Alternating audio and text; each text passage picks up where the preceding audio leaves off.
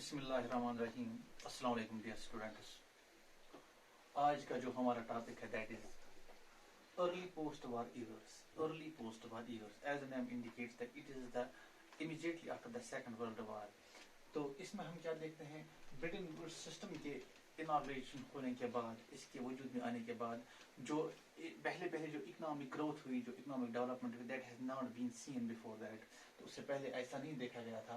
तो वहाँ पे हर एक चीज़ जो है वो इन ए पॉजिटिव मैनर वो चलती रही। फॉर एग्जांपल वहाँ पे हमने देखा there was unprecedented growth of national GDP across the border, across the globe जो है वहाँ पे हुआ था। इंडस्ट्रियल नेशंस में जो है वहाँ पे भी एक रेवोल्यूशन आ गया था, ग्रोथ हो गई थी, हाँ डेवलपमेंट की शुरुआत हो गई थी, पर्टिकुलरली जापान में।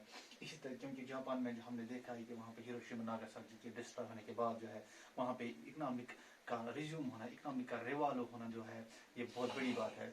इसी तरह हमने देखा वर्ल्ड इस एरा में हमने देखा कि 1950 से लेकर 1970 तक, it mean in the 2 decades, 20 सालों में जो है there has the world trade grew over by 8%। World trade जो थी वो 8% के हिसाब से वहाँ पे बढ़ गई। तो it mean it was a good sign that economic stability has been there, the economic growth has resumed its path। तो ठीक है ना। तो इनकम जो है, income grow by 5%, income growth जो है वो 5% के हिसाब से होने लगी थी। तो जैसे कि हमने देखा कि ड्यूरिंग द सेकंड वर्ल्ड वार और उसके पीछे जो हमने देखा ग्रेट डिप्रेशन में इकोनॉमिक ग्रोथ बहुत कम हो गई थी, और जो है जो इकोनॉमिक ग्रोथ जो है वो माइनस में चल रही थी। लेकिन ये these are the very positive signs of economic recovery. तो ठीक है ना। इसी तरह हम देखते हैं स्टेबल ग्रोथ। हालांकि ये ग्रोथ तो जरूरी है, लेकिन स्टेबल ग्रोथ का होना उससे भी ज्यादा जरूरी है। Stable growth means when there is no fluctuation up down in the economy, when there is no such when there is no such chance that the economic growth is not persistent, it is not sustainable. When the economic growth is sustainable and persistent, that matters। ऐसा नहीं है कि economic growth थोड़ी देर हो गई, unemployment कम हो गई, लेकिन फिर से नीचे आ गई। नहीं, जब इकोनॉमिक ग्रोथ स्टेबल होती है तो वो मैटर करती है। यहाँ पे इकोनॉमिक ग्रोथ है वो स्टेबल होती थी, कोई फ्लक्चुएशन नहीं थी, इन्फ्लेशन नहीं थी, अनएम्प्लॉयमेंट नहीं थी, वो पॉजिटिव साइन में चल रही थी, पॉजिटिवली डेवलप हो रही थी। इस तरह हमने देखा कि अनएम्प्लॉयमेंट ग्रोथ जो है वो भी बहुत कम हो गई थी, 5%, लेस देन 5% इकोनॉमिक ग्रोथ हो रही थी। एज कम्पेयर दिस हमने देखा कि यूरोप में इससे पहले जो है 20% जो है ड्यूरिंग द ग्रेट डिप्रेशन वहाँ पे अनएम्प्लॉयमेंट जो है वो 20% थी। लेकिन अब हमने देखते हैं वही उसी यूरोप में जो है अनएम्प्लॉयमेंट 5% है। It means when comparing that situation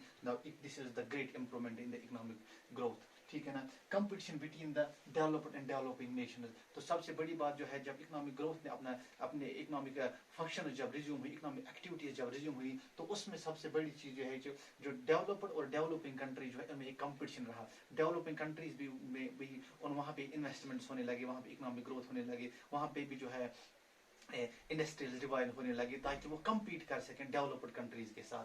तो वहाँ पे जो है एक कंपटीशन बढ़ने लगा डेवलप्ड और डेवलपिंग नेशंस के साथ, because developing nations wanted to catch up with the developed nations. जो है उनके साथ वो मैच करना चाहते थे, उनके साथ वो कैच अप करना चाहते थे जिस तरह वो इकोनॉमिक ग्रोथ में हो गए, क्योंकि उनका एक अपना मोटिव था, अपना एक कंसर्न था, because they no more wanted to get exploited by these developed nations. क्योंकि इनमें खासकर वो ममालिक थे जिन्होंने रिसेंटली इंडिपेंडेंस हासिल की थी, उन्होंने कॉलोनाइजेशन से इंडिपेंडेंस जो है हासिल की थी। तो they wanted to exploit their resources on their own, they want to make the resources, they want to utilize their resources for their own benefit, for their own economic growth। जो है they do not want to get exploited and utilized by the western powers। जो है तो इसलिए जो है उन्होंने क्या है, उन्होंने उनके साथ कंपटीशन किया। इसी तरह उस गर्ज के लिए, उस चीज के लिए, उस कंपटीशन देने के लिए, इकोनॉमिक ग्रोथ के लिए, ताकि डेवलप्ड कंट्रीज के साथ उनका जो है एक पैरेललिटी रहे। तो उस लिहाज उस लिए उन्होंने क्या किया, दे हैव बीन द, उन्होंने अपनी जो है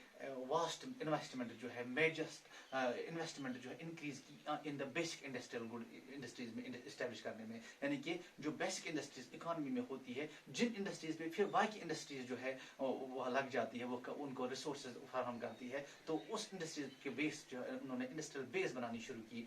की थी। फॉर एग्जांपल हम देखते हैं इंडस्ट्रियल बेस में हम देखते हैं सीमेंट देखते हैं, हम देखते हैं लोहे देखते हैं, हम देखते हैं एग्रीकल्चर आउटपुट देखते हैं, हम देखते हैं यानी कि जो बेसिक इंडस्ट्रीज होती हैं तो उनको एस्टेब्लिश करने की कोशिश की गई है, ताकि इलेक्ट्रिसिटी है ये भी एक मतलब इंडस्ट्री है, बड़े बड़े डैम्स जो, तो ये बनाने की कोशिश की गई ताकि जो है बेसिक इंडस्ट्रियल सेटअप बन जाए, तो फिर आराम से जो है इकोनॉमिक ग्रोथ को आगे ले जा सकते हैं।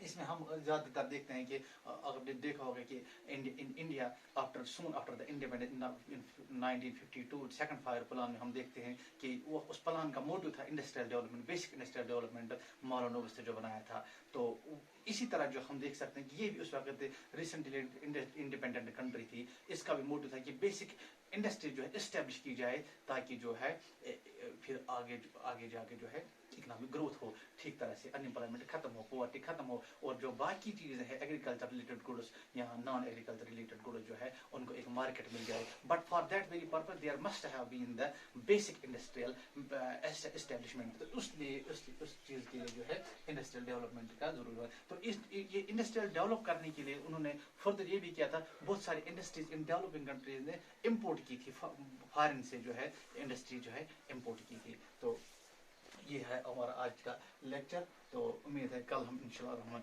इसके आगे वाले जो है चैप्टर को हम टच करेंगे। तो इस